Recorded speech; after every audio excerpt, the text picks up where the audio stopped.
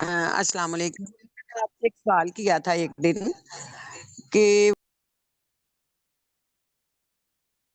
السلام علیکم ورحمۃ اللہ وبرکاتہ نحمده ونصلی علی رسوله الکریم اما بعد فاعوذ باللہ من الشیطان الرجیم بسم اللہ الرحمن الرحیم رب اشرح لی صدری ویسر لی امری واحلل عقدۃ من لسانی یفقهوا قولی ربنا زدنا علما اللهم فقهنا فی الدین آمین یا رب العالمین.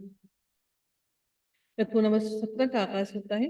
اب اس کے اندر ہم لوگ دیکھتے ہیں کہ اللہ تعالیٰ نے حضرت صالح علیہ السلام کی قوم کے بارے میں کیا کچھ ذکر کیا. پہلے ہم نے قوم عاد کے بارے میں بات کی تھی، پڑھا تھا، اور اب قوم سمود کی بات کی جا رہی ہے. قوم عاد اور سمود آپ کو ایکول ساتھ ساتھ ملیں گے. اس سورہ کے اندر ہم لوگ ساری قوموں کے اوپر اللہ تعالیٰ کے جو عذاب آتے رہے وہ پڑھ رہے ہیں، کیونکہ بات ہو رہی ہے کس کی؟ آراف کی. آراف وہ جگہ جہاں پر دوزخی اور جہنمیوں کو اور جنت کے لوگوں کو وہ لوگ دیکھیں گے. تو یہاں پر اس لیے اس سورہ کے اندر ہم لوگ زیادہ تر اللہ تعالیٰ کی قوموں پر عذاب کے بارے میں پڑھیں گے، تاکہ ہم لوگوں کو یہ سمجھ آ جائے اللہ تعالیٰ نے یہ سارے قصے اکٹھے کیوں کیے. اس وجہ سے تاکہ ہم سب لوگ یہ سمجھ جائیں کہ اگر وہ جو آراف کے میدان میں جو آراف سبیل جو اس کی دیوار پر جو لوگ کھڑے ہیں ان کے دلوں کی کیفیت کیا ہوگی. اور اگر ہم لوگ گمراہی کے رستے پر ہیں، گمراہی کے دہانے پر ہیں، تو اللہ تعالیٰ سے دعا کریں کہ ہمیں اللہ تعالیٰ سیدھے رستے پر ڈال دیں. اللہ تعالیٰ جب بھی کسی قوم کے بارے میں، تباہی کے بارے میں بتاتے ہیں، وہ اس لیے بتاتے ہیں تاکہ ہم اپنی اصلاح کر لیں اور ہم اپنے آپ کو ان رستوں سے روک لیں. اس لیے نہیں بتاتے کہ ہم صرف، اللہ تعالیٰ نے یہ اس لیے قرآن میں نہیں بیان فرمائے کہ ہم یہ سمجھیں گے یہ صرف قصے ہیں. یہ قصے نہیں، بلکہ یہ ہدایت کے لیے اللہ تعالیٰ نے ہمیں بھیجے کہ اگر کوئی قوم اس طرح کے گناہ کرتی رہی تو اللہ تعالیٰ نے اس قوم پر وہ کس طرح سے عذاب دیا اور کس طرح سے اللہ رب العزت ان کو تباہ و برباد کر دیا. قوم عاد کے لوگ وہ جو زندہ بچ گئے تھے، جو ہدایت پر تھے، وہ جب بچ گئے تو ان کے دلوں میں بھی سرکشی، کیونکہ وہ رہتے انہی لوگوں کے ساتھ تھے، دلوں میں ایمان تھا لیکن ایمان بھی کمزور تھا. تو وہی لوگ پھر سمود والے بنے، اور پھر وہی ان لوگوں میں بھی وہی تکبر اور وہی ساری باتیں موجود تھی. اللہ تعالیٰ ارشاد فرماتے ہیں اس آیت کے اندر بھی وہی بات کہ اخاہم، ان کے بھائی کو، صالحا، جیسے کہ ہم نے پچھلی بات آیتوں میں پڑھا تھا کہ اللہ تعالیٰ نے ان کے بھائی کا ذکر اس لیے کیا، نوح علیہ السلام کے بھائی کا. وہ بھائی نہیں تھے ہود علیہ السلام، لیکن اس لیے کہا گیا کیونکہ وہ دینی بھائی تھے. تو یہاں پر بھی یہ سمجھ لیجئے کہ صالح علیہ السلام حضرت ہود علیہ السلام کے بھائی کا مطلب کہنے کا مقصد یہی ہے کہ وہ بھی، کیونکہ یہ سارے کے سارے آپس میں دین کے لحاظ سے جڑے ہوئے ہیں، تو اللہ تعالیٰ نے ہم سب کو بھی کہا دینی بہن بھائی ہیں، ہم بھی دینی بہن بھائی ہیں آپس میں. بھائی نہیں، مطلب ہم لوگ بہنیں ہیں آپس میں، اور بھائی آپس میں، جو مرد حضرات ہیں وہ آپس میں دینی بھائی ہیں. تو آپ سب لوگ دینی بہنیں ہیں، ٹھیک ہے. تو اللہ تعالیٰ ارشاد فرماتے ہیں کہ ہم نے ان کے بھائی کو، صالح علیہ السلام کو، سمود کی طرف بھیجا. سمود ہے جی، سمود ان کا سردار تھا. اس سردار کی نسبت سے اس پوری قوم کو سمود کہا گیا، ٹھیک ہے. اللہ تعالیٰ ارشاد فرماتے ہیں کہ اور ہم نے سمود کی طرف ان کے بھائی صالح علیہ السلام کو بھیجا. اور پھر اللہ تعالیٰ آگے ارشاد فرماتے ہیں قال یا قوم اعبدوا اللہ. اور حضرت صالح علیہ السلام نے بھی اپنی قوم کو یہی کہا کہ اے میری قوم، اللہ تعالیٰ کی عبادت کرو. ما لکم من الہ غیرہ، کہ اس کے علاوہ کوئی بھی ایسا نہیں ہے جو کہ تمہارا الہ بن سکے، کیونکہ وہی رب کائنات ہے جس نے تم پر ساری نعمتیں اپنی نازل کی ہیں، اور وہی صرف اور صرف وہی ایسا ہے جو اس چیز کا حق رکھتا ہے کہ اس کی عبادت کی جائے. اس کے بارے میں اگر ہم ایک حدیث کا ریفرنس لے لیں تو نبی اکرم صلی اللہ علیہ وآلہ وسلم، صحیح بخاری کی حدیث ہے کہ نبی اکرم صلی اللہ علیہ وآلہ وسلم جب اس بستی سے 9 ہجری میں تبوک جاتے ہوئے جب یہاں سے گزرے، تو یہ علاقہ جو ہے یہ سمود، حجاز اور شام کے درمیان وادی قرا میں یہ لوگ رہتے تھے. حجاز اور شام کے درمیان وادی قرا میں یہ لوگ رہتے تھے، اور قاف را یا وادی قرا. تو 9 ہجری میں تبوک جاتے ہوئے رسول اللہ صلی اللہ علیہ وآلہ وسلم، آپ کے صحابہ کا ان کے اس جگہ سے، اس وادی سے جب گزر ہوا، تو جس پر آپ صلی اللہ علیہ وآلہ وسلم نے صحابہ سے فرمایا کہ معذب قوموں کے علاقے سے گزرو، یعنی کہ وہ قومیں جن پر معذب کا مطلب ہے میم عین ذال، عذاب دیا ہوا. عین ذال با ہم پڑھتے نا عذاب، یہ لکھا ہوا نا عذاب علیم، تو معذب لگا دیا تو اس کا مطلب ہے کہ اس پر عذاب دیے ہوئے. تو جن قوموں پر عذاب دیا گیا ہو ان قوموں سے کے اوپر سے جب تم ان علاقوں سے گزرو تو روتے ہوئے، اور یعنی کہ اللہ تعالیٰ سے پناہ مانگتے ہوئے گزرو. اور وہاں پر نبی کریم صلی اللہ علیہ وآلہ وسلم نے وہاں پر لوگ صحابہ کرام کو نماز پڑھنے سے بھی منع کر دیا تھا کہ یہاں سے جلدی سے نکل جاؤ اور یہاں پر نماز نہیں پڑھو، بلکہ یہاں سے فوراً نکل جاؤ۔ تو ہمیں یہ بات سمجھ لینی چاہیے کہ ہم لوگ جب جاتے ہیں ٹورسٹ بن کے جاتے ہیں ایسی جگہوں پر جہاں پر اللہ تعالیٰ نے اپنا عذاب نازل کیا، ہڑپا اور موئنجو داڑو، ان جگہوں پر جاتے ہیں ہم لوگ پکنک کرنے کے لیے اور ہم لوگ دیکھنے کے لیے کہ ہم ان کی باقیات کو دیکھیں۔ تو یہاں پر نبی کریم صلی اللہ علیہ وآلہ وسلم نے ان جگہوں پر نماز پڑھنے سے بھی منع کیا کہ یہاں پر نماز نہ پڑھیں، کیونکہ یہاں پر اللہ کی رحمتیں نہیں بلکہ اللہ تعالیٰ کا عذاب اس جگہ پر نازل ہوا ہے۔ تو وہاں سے اللہ تعالیٰ کے خوف سے، وہاں سے اللہ سے پناہ مانگتے ہوئے، اللہ سے ڈر اور خوف کی حالت میں وہاں سے نکل جایا کریں۔ تو اب یہاں پر اسی آیت کے اگلے حصے میں ارشاد ہوتا ہے قَدْ جَاءَتْكُمْ بَيِّنَةٌ مِّن رَبِّكُمْ، کہ جب تمہارے پاس وہ ساری نشانیاں آ گئیں جو تم اپنے رب سے مانگتے تھے، تمہارے رب کی طرف سے آ گئیں۔ وہ نشانی کیا مانگتے تھے؟ حضرت صالح علیہ السلام کی قوم کہا کرتی تھی حضرت صالح علیہ السلام سے کہ اپنے اللہ سے کہیے کہ اس پہاڑ کی چٹان کے اندر سے ایک اونٹنی نکالے، اور وہ اونٹنی بھی ایسی ہو جو حاملہ ہو، اور وہ حاملہ بھی ایسی ہو جو کہ فوراً اپنا بچہ جن دے، یعنی کہ اپنا بچہ پیدا کر دے۔ یہ نہیں کہ اس کو اتنے مہینوں تک اس کو انتظار کرنا پڑے، جو پورا پریگنینسی کا ٹائم پیریڈ ہے وہ اس کو انتظار نہ کرنا پڑے، کہ بلکہ وہ کچھ ہی دنوں میں اپنا بچہ پیدا کر دے۔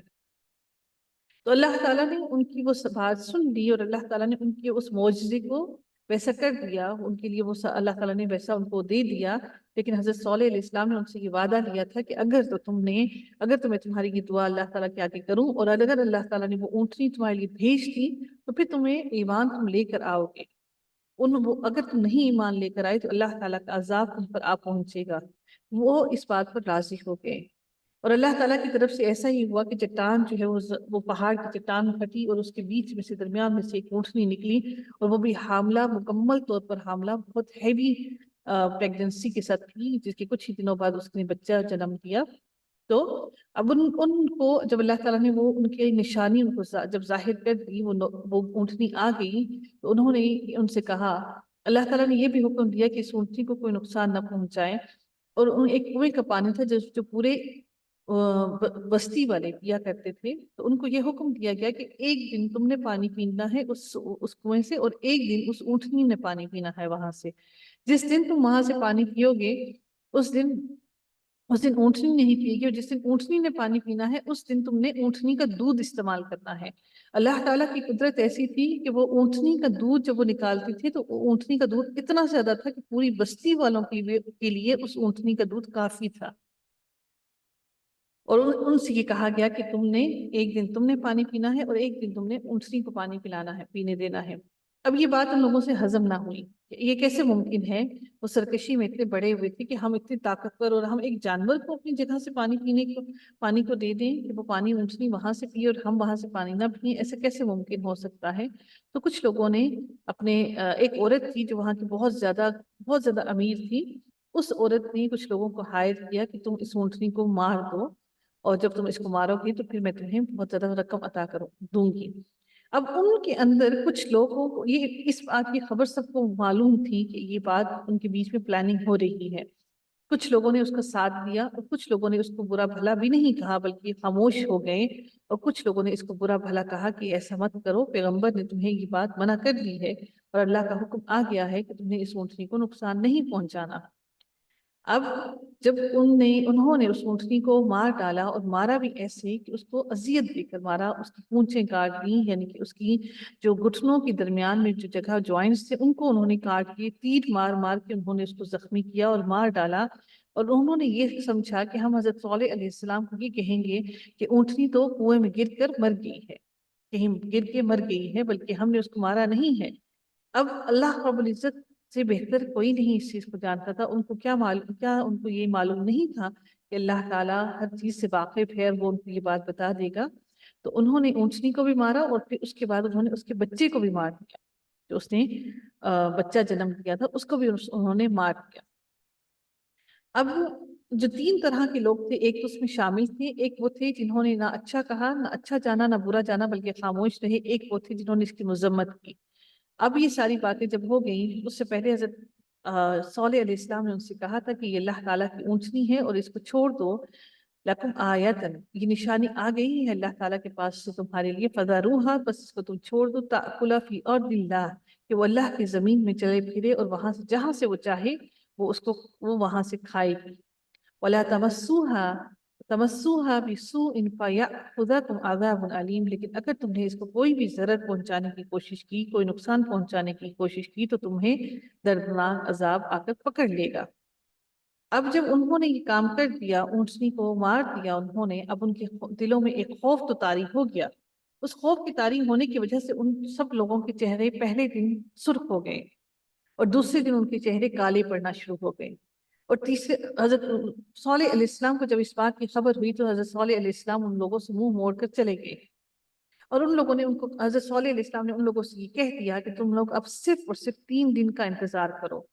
اور 3 دن کے بعد ایسا ہی ہوا، ایک دن تو وہ خوف کے مارے وہ سرخ ہو گئی، دوسرے دن کالے ہو گئے، اور تیسرے دن اللہ تعالیٰ کا عذاب ان پر آ گیا۔ عذاب کیا تھا؟ ایک بہت زور کی چنگھاڑ تھی، وہ چنگھاڑ آواز کیا تھی؟ ممکن ہے کہ وہ بادلوں کی گرج اور چمک بہت زور کی آوازیں تھیں۔ اور دوسرا اللہ تعالیٰ کا عذاب کیا آیا؟ بہت شدید زلزلہ آیا۔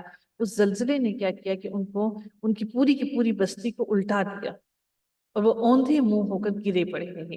جب بھی ایسا اللہ تعالیٰ کی طرف سے کوئی عذاب آتا ہے، جب زلزلے کا عذاب اللہ تعالیٰ کی طرف سے آتا ہے تو اوندھے منہ ہی پڑے ہوئے ہوتے ہیں، الٹا انسان پڑا ہوا ہوتا ہے۔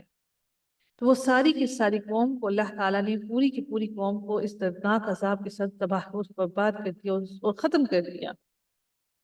اگلی آیت میں ہم دیکھتے ہیں کہ اللہ رب العزت کیا ارشاد فرماتے ہیں، وَاذْكُرُوا إِذْ جَعَلَكُمْ خُلَفَاءَ مِنْ بَعْدِ عَادٍ وَبَوَّأَكُمْ فِي الْأَرْضِ۔ اللہ رب العزت ارشاد فرماتے ہیں اس آیت کے اندر کہ اور تم یہ حالت یاد کرو کہ اللہ تعالیٰ نے تم کو عاد کے بعد جانشین بنایا۔ قوم عاد کے بعد جب اللہ تعالیٰ نے تمہیں زمین کے اندر جانشین بنایا۔ اچھا، یہاں پر ایک بات بتانا رہ گیا، فی ارض اللہ، فی ارض اللہ کیا ہے جی؟ یہاں پر یہ فی ارض اللہ تو بتائے گا مجھے؟ مرکب اضافی، جی ہاں، مرکب اضافی ویسے آپ نے ابھی تک جہاں بھی پڑھا تھا الارض پڑھا ہے، یہاں پر الارض نہیں ہے۔ فی کی وجہ سے نہیں، ویسے الارض ہم ہوں اکثر پڑھا نا، تو مرکب اضافی کے ہاں اندر جی اضاف ہوتا ہے، اس کے ساتھ الف لام نہیں آتا، ہاں جی ٹھیک ہے نا؟ تو یہاں پر آپ نے دیکھا کہ یہاں پر الف لام نہیں ہے، تو اور باللہ ہی لکھا ہوا، نہیں ہے ٹھیک ہے نا؟ تو یہ مرکب اضافی ہے، ٹھیک ہے جی۔ یہ ایک امپورٹنٹ اچھا۔ پوائنٹ تھا کہ میں نے سوچا کہ آپ کو یہ بتاتی چلوں۔ تو یہ تبدیلی آپ نے پہلے جب آپ نے پڑھا ہوگا قرآن کی شاید پہلے محسوس نہ کی ہو، اب انشاءاللہ آپ لوگ اس پر غور و فکر کریں گے انشاءاللہ۔ تو اللہ تعالیٰ ارشاد فرماتے ہیں کہ بس اور پھر جب حضرت صالح علیہ السلام نے کہا کہ اللہ تعالیٰ نے تمہیں جانشین مقرر کیا ہے اس زمین کے اندر، کس کے بعد؟ آج کی قوم کے بعد، اور تم کو زمین پر رہنے کا ٹھکانہ دیا ہے، فی الارض بوأکم فی الارض، اور تمہیں زمین میں رہنے کے لیے ٹھکانہ دیا ہے، تتخذون من سہولها، اور تم اس کی نرم مٹی سے قصورا محل بناتے ہو۔ نرم مٹی سے محل بنانے سے کیا مراد ہے کہ نرم مٹی جو ہوتی ہے اس سے اینٹیں بنا کر پھر ان اینٹوں کو جوڑ کر تم محل بناتے ہو۔ جیسے آج بھی بٹیوں میں نرم مٹی لی جاتی ہے اور اس مٹی سے ہم لوگ اینٹیں بناتے ہیں، اور وہ نرم مٹی ہوتی ہے، بجری اور یہ گندی مٹی نہیں ہوتی بلکہ نرم مٹی سے وہ اینٹیں بنائی جاتی ہیں، اور وہ بھی تم ان نرم مٹی سے تم اپنے محل بناتے ہو، وَتَنْحِتُونَ الْجِبَالَ بُيُوتًا، اور ان پہاڑوں کو تراش کر تم اپنے لیے گھر بناتے ہو۔ تو اللہ تعالیٰ ارشاد ہوتا ہے کہ حضرت صالح علیہ السلام نے ان سے کہا فَاذْكُرُوا آلَاءَ اللَّهِ، کہ اللہ تعالیٰ کی نعمتوں کا شکر ادا کرو، وَتَعْثَوْا فِي الْأَرْضِ مُفْسِدِينَ، اور زمین میں فسادی بن کر مفسد بن کر نہ بنو۔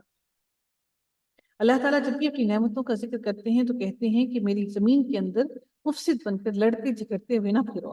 قال الملأ الذين استكبروا من قومه، تو سرداروں نے کیا کہا، جو سردار تھے ان کی قوم میں، جو متکبر سردار تھے، انہوں نے غریب لوگوں سے جو کہ ان میں سے ایمان لے آئے تھے، من قومه للذين استضعفوا، ضعف یعنی کہ غریب تھے، کمزور تھے، جو ایمان لے آئے تھے، لمن آمن منهم اتعلمون ان صالحا مرسل من ربی، وہ کیا کہنے لگے ان سے، ان لوگوں میں سے جو ایمان لے آئے اور وہ غریب تھے، ناتواں تھے، کمزور تھے، تو انہوں نے ان سے پوچھا کیا تمہیں اس بات کا یقین ہے کہ صالح علیہ السلام اپنے رب کی طرف سے بھیجے ہوئے ہیں؟ لمن آمنا منہم، کیا تم جانتے ہو کہ صالح علیہ السلام کو صالحا مرسلم مرسل من ربی، کہ صالح علیہ السلام اپنے رب کی طرف سے واقعی میں بھیجے ہوئے ہیں؟ کیا تمہیں لگتا ہے کہ یہ واقعی نبی ہیں؟ انہوں نے کیا کہا؟ قالوا انا بما ارسلا، تو انہوں نے کہا کہ بے شک ہم تو اس پر پورا یقین رکھتے ہیں جو ان کو اللہ تعالیٰ نے دے کر بھیجا ہے، بہ مؤمنون، ہم اس پر پورا پورا یقین رکھتے ہیں۔ قال الذین استکبروا انا بالذی آمنتم بہ کافرون، انہوں نے متکبر لوگوں نے کیا جواب دیا؟ انہوں نے کہا کہ تم جس بات پہ یقین رکھتے ہو ہم تو اس کے منکر ہیں، ہم تو اس کا انکار کرنے والے ہیں، ہم اس پر یقین نہیں رکھتے کہ حضرت صالح علیہ السلام کو اللہ تعالیٰ نے نبی بنا کر بھیجا۔ اب انہوں نے کیا کیا؟ فَعَقَرُوا النَّاقَةَ وَعَتَوْا عَنْ أَمْرِ رَبِّهِمْ وَقَالُوا يَا صَالِحُ ائْتِنَا بِمَا تَعِدُنَا إِن كُنتَ مِنَ الْمُرْسَلِينَ، تو انہوں نے کیا کیا؟ فَعَقَرُوا، تو انہوں نے اونٹنی کو مار ڈالا، اس کی کونچیں کاٹ ڈالی، اس کو مار ڈالا۔ وَعَتَوْا، اور وہ نافرمانی میں سرکشی میں بہت بڑھ گئے۔ ایک تو نافرمانی بھی کی، اور وہ کیا کہنے لگے؟ اپنی نافرمانی کے ساتھ کہنے لگے کہ اے صالح، جس کی آپ ہمیں دھمکی دیتے ہیں، تعیدونا، جس کی آپ ہمیں وعید کرتے ہیں، ہمیں ڈراتے ہیں جس بات کی، ائتنا، لے آؤ اس کو، آج لے آؤ، ہم نے تو وہ کر کے دکھا دیا جس سے تو ہمیں روکتے تھے کہ ہم نے اگر اونٹنی کو مار دیا تو اللہ تعالیٰ ہمیں مار دے گا اور ہمیں عذاب دے دے گا، ہم نے یہ کر کے دکھا دیا، اب تم لے آؤ اپنے رب کی طرف سے وہ عذاب جس کی تم ہمیں وعید دیتے تھے، ہمیں ڈراتے تھے۔ ان کنت من المرسلین، اگر تو تم پیغمبر ہو، اگر تو تمہیں اللہ نے پیغمبر بنا کر بھیجا۔ اب کیا ہوا؟ انہوں نے ان کو مہلت دے دی حضرت صالح علیہ السلام نے 3 دن کی، منہ میں پھیر کے چلے گئے، اب تم نے تو کر دیا جو گمراہی تم نے کرنی تھی۔ تو اللہ تعالیٰ ارشاد فرماتے ہیں فَأَخَذَتْهُمُ الرَّجْفَةُ، رجفہ کہا جاتا ہے زلزلے کو، بہت زور کا، بہت شدید زلزلہ، تو ان کو پکڑ لیا اس شدید زلزلے نے۔ فَأَصْبَحُوا فِي دَارِهِمْ جَاثِمِينَ، تو ان سب لوگوں نے اپنے گھروں میں اوندھے منہ، وہ سب کے سب لوگ اپنے گھروں میں اوندھے منہ پڑے ہوئے، وہ اوندھے منہ پڑے ہوئے، الٹے ہوئے۔ اللہ اکبر۔ فَتَوَلَّ عَنْهُمْ وَقَالَ يَا قَوْمِ لَقَدْ أَبْلَغْتُكُمْ رِسَالَةَ رَبِّي وَنَصَحْتُ لَكُمْ۔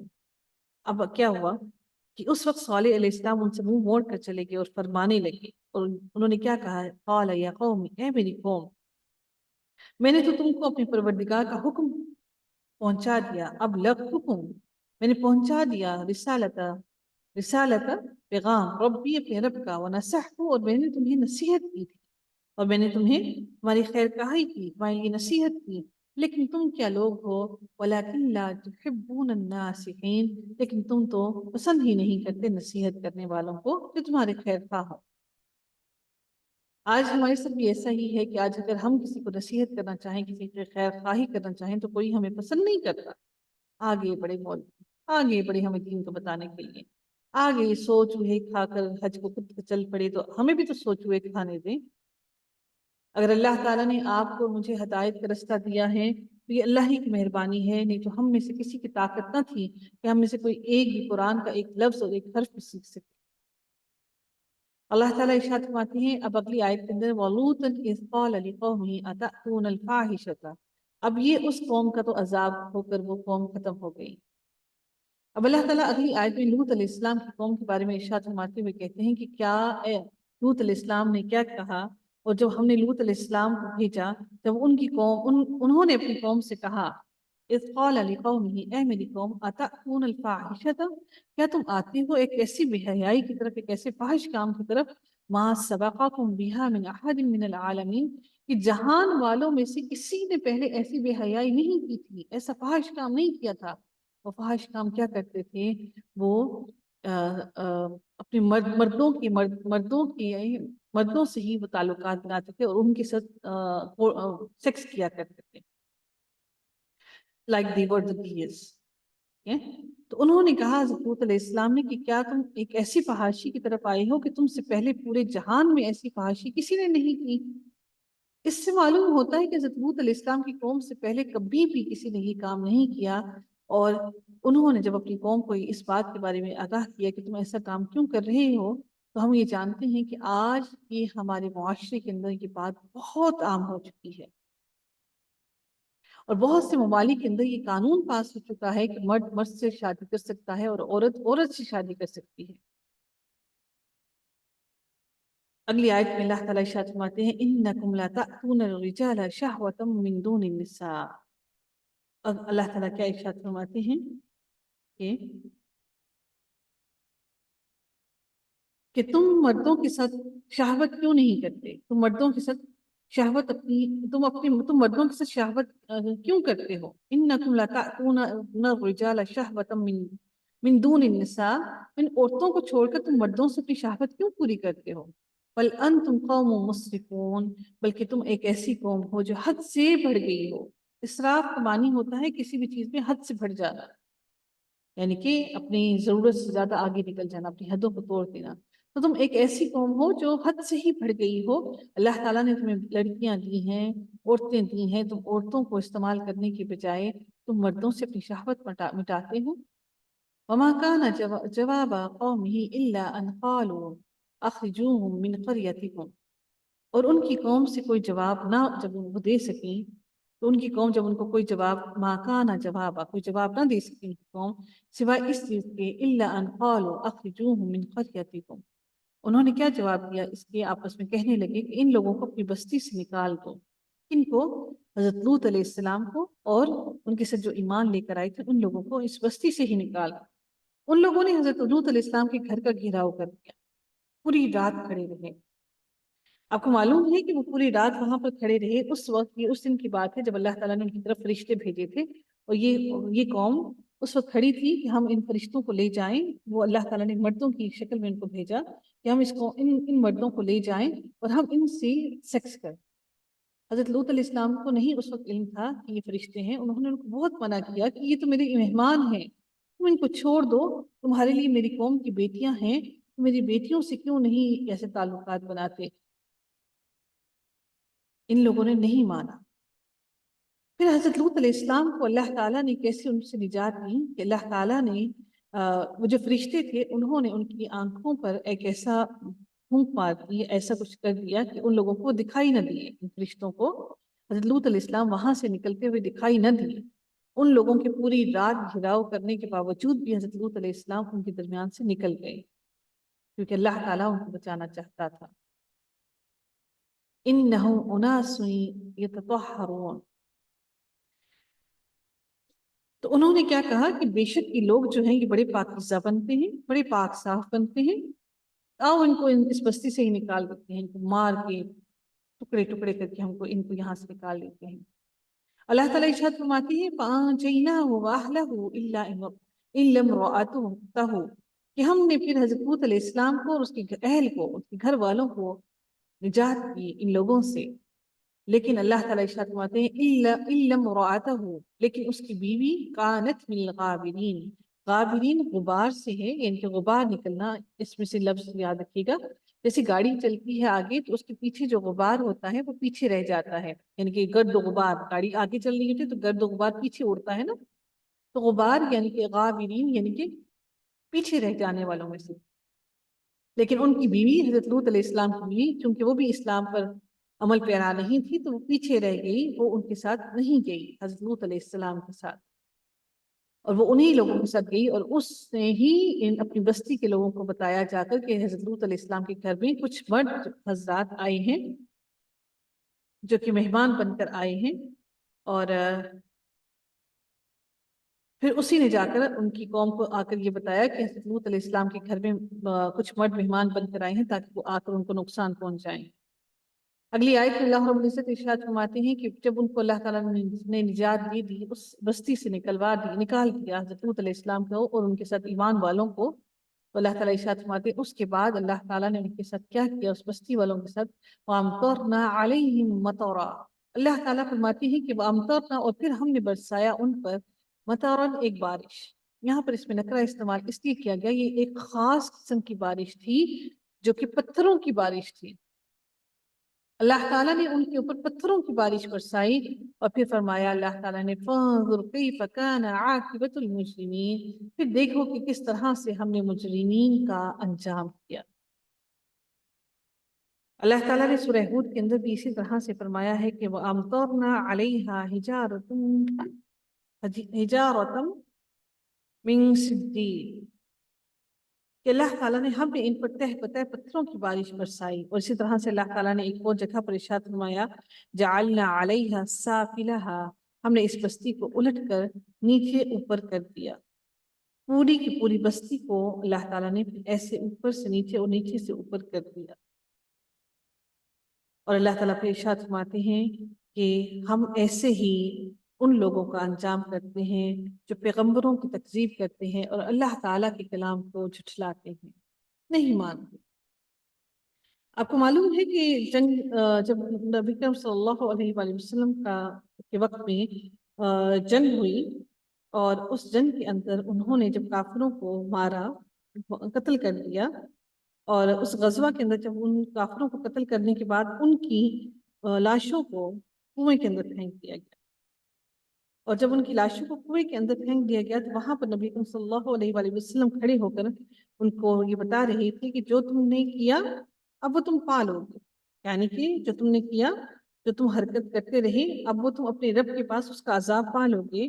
جنگ بدر کے وقت ایسا ہوا تھا کہ جنگ بدر کے وقت میں انہوں نے لاشیں کنویں میں پھینک دی تھی. تو حضرت عمر رضی اللہ تعالیٰ عنہ نے نبی کریم صلی اللہ علیہ وآلہ وسلم سے کہا کہ آپ ایسے لوگوں سے خطاب کر رہے ہیں جو ہلاک ہو چکے ہیں. تو آپ صلی اللہ علیہ وآلہ وسلم نے فرمایا اللہ کی قسم میں انہیں جو کچھ کہہ رہا ہوں وہ تم سے زیادہ سن رہے ہیں، لیکن اب وہ جواب دینے کی طاقت نہیں رکھتے ہیں. کیوں؟ کیونکہ وہ بہتر اب ان کو معلوم ہے کہ اب وہ جہنم میں داخل ہونے والے ہیں. وہ اپنی آنکھوں سے دیکھ لیں گے کہ اللہ تعالیٰ ان کو کس طرح کا عذاب ان پر نازل کر رہا ہے، اب ان کو اللہ تعالیٰ کس تکلیف میں ڈالے. اللہ رب العزت ہم سب کی مغفرت فرمائے، ہمارے کبیرہ اور صغیرہ سب گناہوں کو معاف کر دے. اللہ ہم سب پر رحم فرمائے، ہماری ہر گناہ کو معاف کر کے اللہ تعالیٰ ہماری نیکیوں کو قبول فرما لے، ہم سے راضی ہو جائے. آمین یا رب العالمین. آخر دعوانا ان الحمد للہ رب العالمین. صلی اللہ تعالی علی خیرہ خلقہ اجمعین برحمتک یا ارحم الراحمین. سبحانک اللہم و بحمدک نشہد ان لا الہ الا انت نستغفرک و نتوب الیک.